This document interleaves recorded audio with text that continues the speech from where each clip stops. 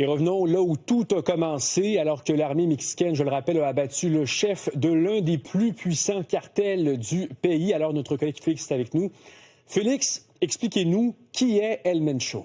Bien, El Mencho, c'est à 59 ans, probablement un des plus grands parrains mexicains.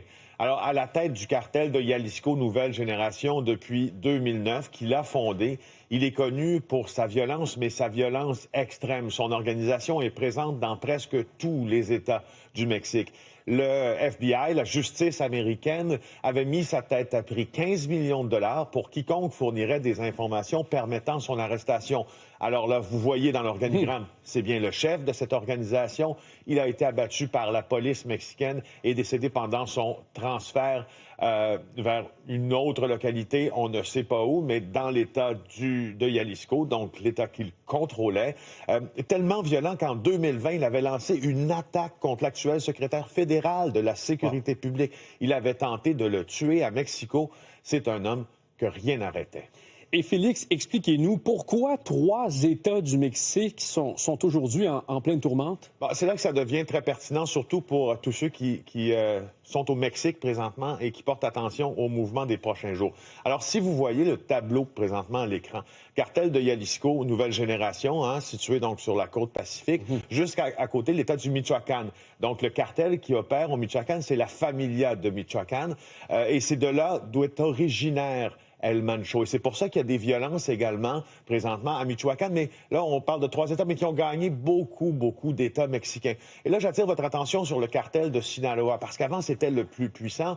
Quand on dit que El Mencho était de la tradition, de la lignée des grands chefs de cartel comme El Chapo Guzman, comme Ismael Zambada Garcia. Bon, c'était les chefs du cartel de Sinaloa. Et ce qu'il faut pointer, où il faut pointer présentement, c'est que nous sommes en train, disent les experts, de revivre une répétition de 2019. Regardez la photo que nous avons préparée. Ovidio Guzman. Qui est-il? C'est le fils d'El Chapo Guzman, emprisonné aux États-Unis.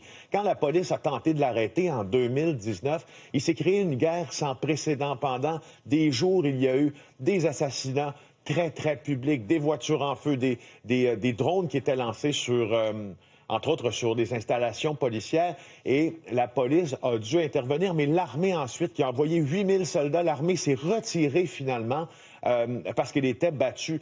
Et puis, on a libéré Ovidio Guzman finalement pour apaiser les tensions, mais ça a repris quelques jours plus tard. Bon, Félix, à quoi est-ce qu'il faut s'attendre dans les prochains jours? Bon, alors, très important de mentionner que Claudia Sheinbaum a lancé un appel au calme. C'est la présidente mexicaine. Elle jouit d'un taux de popularité stratosphérique parmi les Mexicains.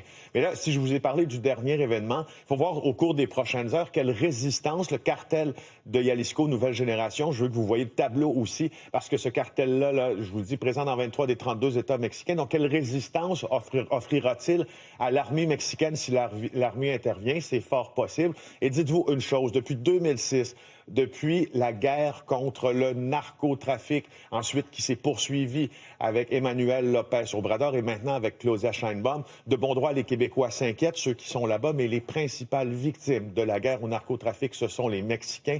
450 000 morts depuis 2006, 100 000 disparus dans des disparitions forcées. C'est un crime contre l'humanité selon l'ONU.